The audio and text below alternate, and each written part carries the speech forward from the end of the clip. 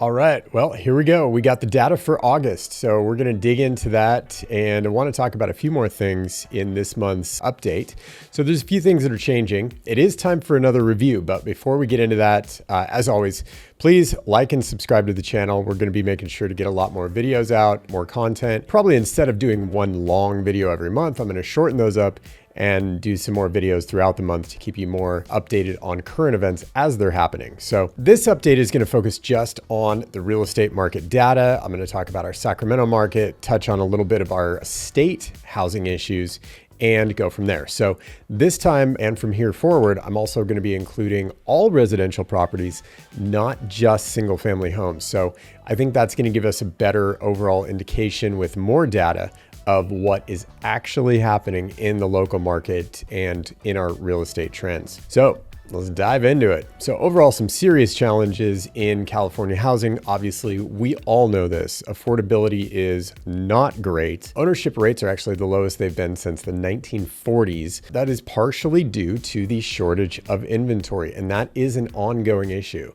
So some estimates are showing approximately 3 to 3.5 million units short. That's according to Hans Johnson at PPIC. For the last 10 years, the state needed to build approximately 180,000 units per year because of cost to build, regulatory restrictions, all these other issues. They've actually been building on average less than 80,000 a year. So we are seriously short. And although the population did actually decline in California between 2020 and 2023, that trend did reverse and the population was actually increasing last year in 24.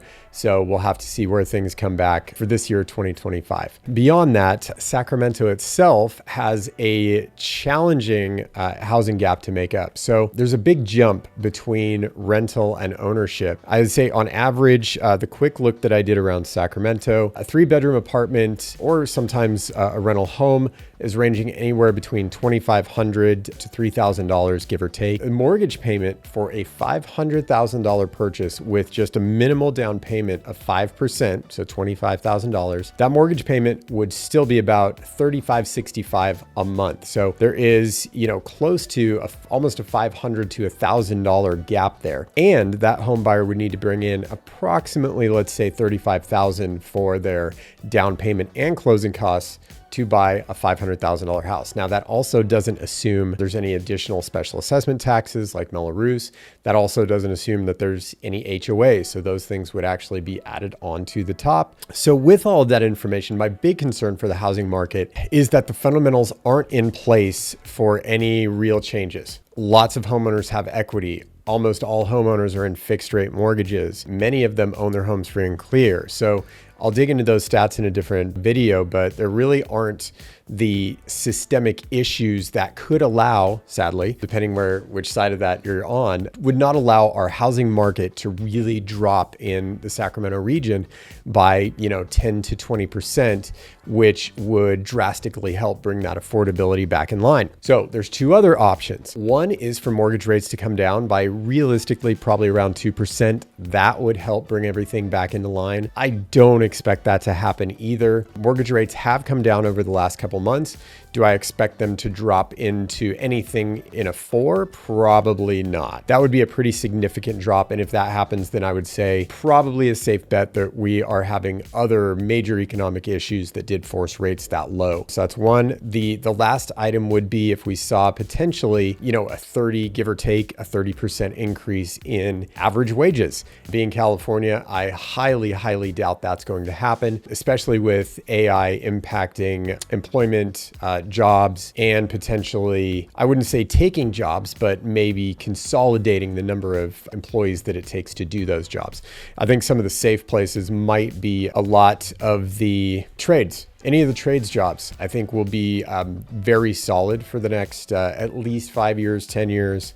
But some of the other tech jobs may be a little rough with AI coming in to supplement that efficiency. I would say I just don't see the market dropping by 10 to 20%. I don't see rates dropping by 2%. I don't see a 30%, give or take, wage increase in California in the Sacramento region. So I hate to say all those things are out, and there are pros and cons on both sides. But because of that, I do have a feeling, and it is my opinion, that our real estate market is probably going to be fairly flat. We're not going to see a lot of movement for possibly the next few years. With that, there are always ways to find a good deal in real estate. It just takes a lot more time and effort. You can always outpace the market, right? You can make improvements to your home, put in some sweat equity, do some renovations to force that home value to appreciate faster than what it would based on market trends. So there's always options there. And as always, if you are considering buying or selling a home in the area, I would highly suggest that you start planning early. Let's get together. Let's set an appointment. Let's talk about what aspects of that are important to you, what your goals are, and really put together a strategic and specific plan for your needs. Call me. We'll put it together. So let's dig into the data. All right. So we're doing the Tri-County region. That's Sacramento, El Dorado, and Placer counties. We are now doing all residential properties, not just single family homes. So as I always caution people, there have been a lot of eye-catching and emotional headlines around real estate. So just to always take that with a grain of salt, really dig in. And I've seen a lot that are clickbait. I've seen a lot of articles too that do have some really good substance to them. So just be cautious what you're reading and make sure that they're taking into account the big picture and really looking at all the data together, not just sampling a small data set to support whatever the narrative is. In Tri-County area, here we go. August saw a slowdown over July in the number of available homes. That dropped by 3.9%. Sales also declined by 10.7%, so fairly noticeable slowdown there. The interesting thing, pendeds were up by 4.5%. However, that being said, that could indicate that the rate of cancellations has been increasing. So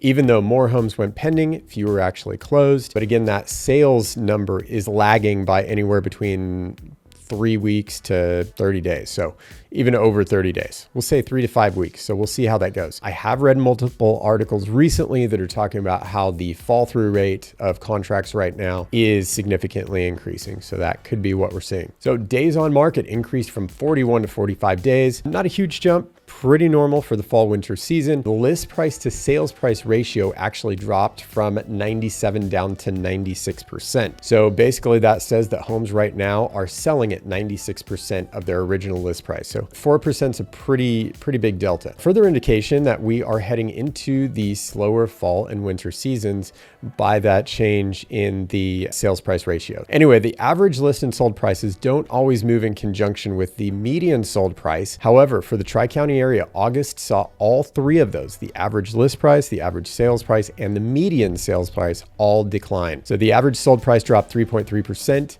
The median dropped by 2.6%. So it dropped, median sold price, Tri-County area, dropped from 585. It is now 570 for the month of August. Months of inventory did increase. That is back up to our previous high of 3 months, which we haven't seen for many years. So while the number of active homes dropped, the slowing sales rate resulted in more time to sell required to sell through all the current standing inventory. That's basically when we say that I use months of inventory based on the closed sales rate. So it would take 3 months to sell through all of the inventory if nothing new came on the market. That's still pretty quick considering that in past years, we've seen over 6 months of inventory up into the 11, 12, 13, 14, 15 months worth of inventory during the housing crash. So let's jump over to Placer County. Active homes dropped by 5.4%. Pendeds increased by 19.5%. So that does show a huge increase in buyer activity. But again, the sales activity declined by 15.8%. So this could just be a lot of buyers jumping in, and there's probably a lot of buyers jumping out as we see a lot of those contracts get canceled, go pending, get canceled, go pending. And that pended number, that is the number of times that a property went pended. So in 1 month, if a home went into contract, fell out, went into contract, fell out, went into contract again, that would actually count as 3 pendeds, even though it's only 1 property. So keep that in mind. So again, sales lag. Let's see how things trend for the next month or two based on that really high pending activity. Similar to the Tri-County, the days on market did increase from 42 to 48 days in Placer County. The sales price ratio dropped 1% as well, dropped down to 96, same as the Tri-County region. And in Placer County, the average sold price increased by 2.3%. However, the median sold price actually continued its downward trend by another 1.6% in August. So that brings the median sold price down from $674,000 to $663,000 in Placer County. We also have 3.3 months of inventory based on closed sales. That is up 13.7% from July. So we're seeing a slowdown in the market, increase in inventory. So that's 3.3 months, I believe, from what I pulled, is highest that we've had in at least the last 10 years. So that's where we're at right now. None of this, I would say, is a huge break from what we see on normal seasonal trends, but it is enough of a slowdown that I am really paying close attention to that. Depending on what happens over the next 6 months, we could see a break off of our normal trends. However, if the rates do come down a little bit more, because they have been declining down over the last 2 months, if they do continue to decline, that could bring some buyers back into the market. And if you are a buyer, here's my caution to you. What we do see, because we do have just enough limited inventory in the Sacramento region, if mortgage rates do get down into the high fives over the next few months, we could see a really, really strong early spring season if those rates hold. So if they do hold, once we get into January, February, March next year, we could really see things get hot and get active again. And that could mean that if you're waiting for rates to drop more, you might end up behind the 8 ball as a lot of buyers jump back in, increase the activity in the market, and potentially start to increase the home values and the home prices as early as next spring. Just a caution, I'm not saying it will happen. It is absolutely a possibility. Keep in mind, there could be a benefit to, jumping in right now if you can find something that you're interested in. I know inventory has been very challenging for a lot of buyers. There is a lot of inventory out there, but I hate to say it, much of it just isn't really inspiring. It's very average or not moving ready. Could be a good opportunity. Jump in, grab something right now. Rates are good on a historical basis. That way you could lock something up before the market gets more active next spring. I'll continue to keep you informed. I'll keep watching our market, keep watching our trends. From now on, like I said, we're just going to do a real estate market update. And then separately, I am going to look at what are our national, global economic trends, what's happening with AI, what's happening in the auto market, in commercial, little things that could impact both our quality of life, our housing here, just the economy as a whole. So hope you're having a great month. Thanks for tuning in for the September market update for all of our August stats. And I look forward to talking with you next month. Actually, sooner than next month, but the real estate market update will be next month. Thanks again.